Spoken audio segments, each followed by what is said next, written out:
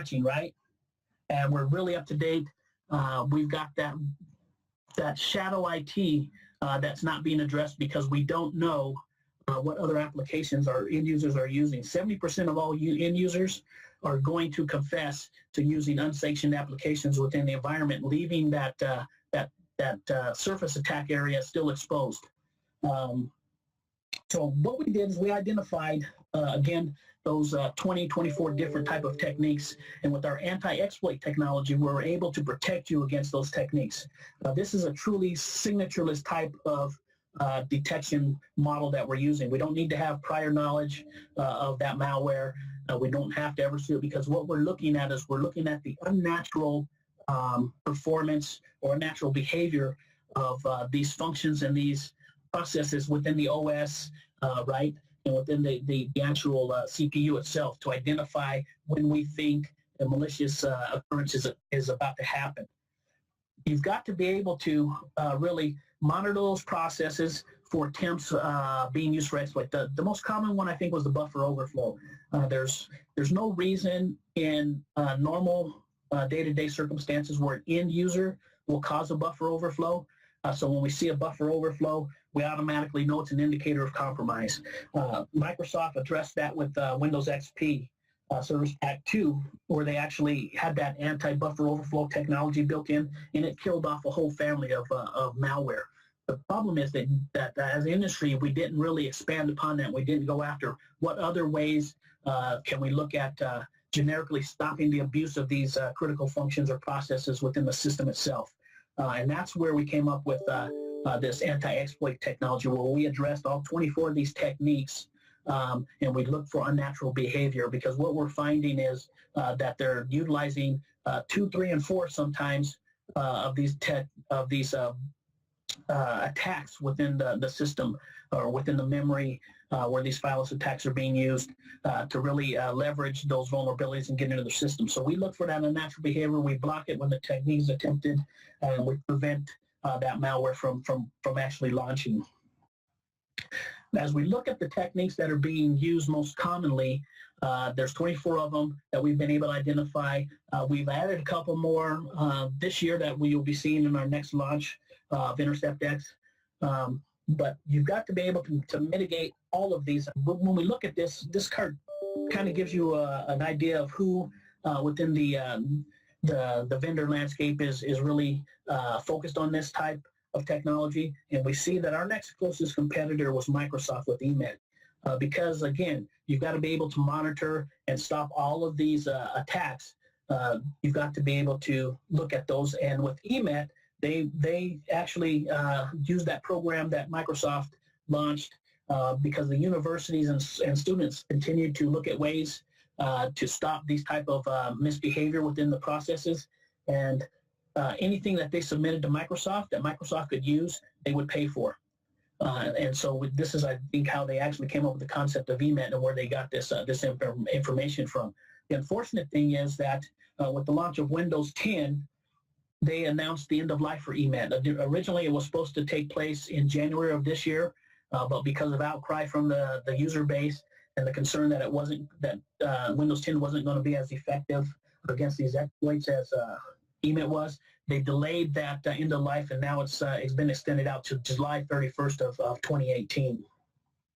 But you can see as we get further down into these and deeper into these processes and functions that need to be manipulated or hijacked, really, in order for that adversary to take control of the flow and launch that execution, we see fewer and fewer companies are actually addressing all of these. Again, you've got to be able to monitor every one of these processes or functions within the system for behavior or indicators of clear malicious intent. Again, this is where that detection is a truly signatureless technology or a model that we're using. So as we look at the anatomy of the ransomware attack, there's a couple things that have to happen to make it successful. That exploit has to be delivered either through an exploit kit, through spam, email, some sort of delivery method. It's got to reach out to command and control.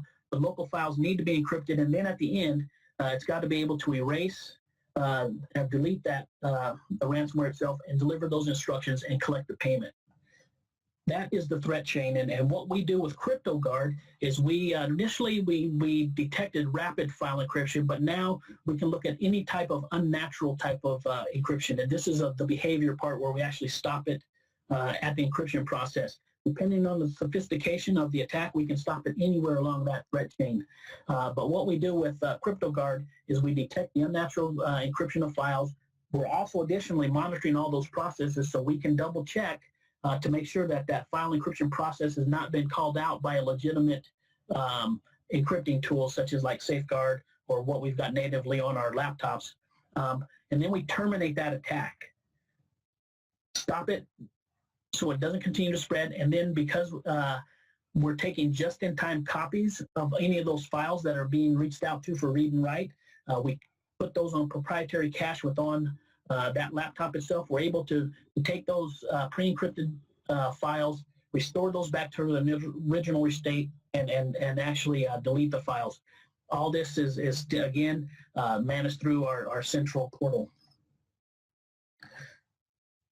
And this just kind of gives you an idea, kind of goes with what I said. This is where we're intercepting those files, right? We're looking for that malicious file access. The attack is detected. We stop the process. We roll back those original files, and then we launch automatically our Sophos clean and our root cause analysis, as well as notifying the admin. And this is where we really start to get into the techniques where we're really saving time, because we know time to insight on any type of attack is really critical. The sooner that you can see that attack and stop that process, and then get that intelligence that you need to form a true remediation plan, the better off you are, and you've actually changed your posture more from a responsive to a proactive type of posture. Again, we're not using shadow copy to store these files because what we're finding is a lot of the ransomware variants that are actually going towards those backup files or those shadow copy files first, and deleting those to make it more difficult to recover and forcing payment. Now, this is great. We stopped it at the endpoint, but what happens if that attack spreads to the server or is directed at the server? So what we did is we came out with our Intercept X protection on our central server advanced type of product, where we're giving you that protection that we're offering on the endpoint. When an endpoint is utilized to maybe as a method to get into the file share, we can do the same thing on that file share. We can go ahead, monitor those files for unnatural encryption, take that copy, and restore those back. This is also good in the event that you have a rogue endpoint on your system that gets infected and tries to spread across to the servers, as well as you get a new device that has not yet been installed, where the Intercept X hasn't been installed, and the infection starts to spread from there. So again, we're talking about protecting the whole environment and utilizing the full portfolio of tools that we have. And then finally, again, we're using the root cause analysis that we're launching automatically for you to give you that critical information you need. What happened? What files were attacked? How did it get in? And how do we prevent this from happening again in the future? The way we're doing that is we're using a just-in-time flight recorder or data recorder type of technology stored locally on that machine, where we're collecting metadata from these critical points within the system, the memory registry, the process activity.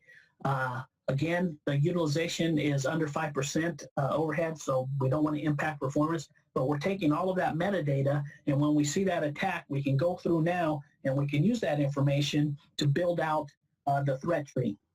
And that's something that typically would take a incident responder anywhere from hours to days, to depending on the attack and the spread and the sophistication, weeks of time to actually build out this tree, because they've got to sift through all of those logs. This is something that's automated. As soon as that attack happens, we start generating this threat tree, pulling that data from the system and saving you time. As you can see, we've got all of the files, all of the processes, the registry keys, the networks, anything that was affected or touched during this attack Over here in the blue is actually what triggers the attack where we make the conviction. But we follow these child processes all the way back. We can see here on the red dot that this was the root cause, or this is where the attack actually happened. Again, we can tell you what files were affected, what network connections were made, but more importantly, this gives you the intelligence that you need to do a full remediation plan. And this is, again, where I talk about a little junior analyst in a box, because they're actually launching this automatically, providing you this information where you don't have to spend manual time on that. So at the end, we're going to go ahead and launch our Sophos Clean, that secondary look. And the difference is, the best indication that I have is it's like when you shatter glass on your kitchen floor, you're going to have big shards and little shards. What this does is this really gets those little shards up. It's like using a vacuum to prevent those future attacks and to get you back to that safe, clean state. And then, as you can see, we've kind of really addressed our main concerns that we have here. We've given you that protection against exploits. We've given you that intelligence, and then we've given you that forensics cleanup. And since we're at the top of the hour, I'm going to go ahead and just go now into any questions that we have, Patel. Just want to mention also, folks, that we do have a free trial that's being offered where you can actually see how it's going to work within your environment. And I appreciate your time and hope you find that the information valuable. Chantel? Great. Have any questions? Yes. We do not have any questions, Sylvester, so I think what we're going to do is wrap it up here. But if you come across anything in the future, please visit sophos.com. We have the 24/7 live chat support available. And please look out for an email from me later this week with additional resources from today's webcast. Thanks, everyone, for joining us, and have a great day. Thank you.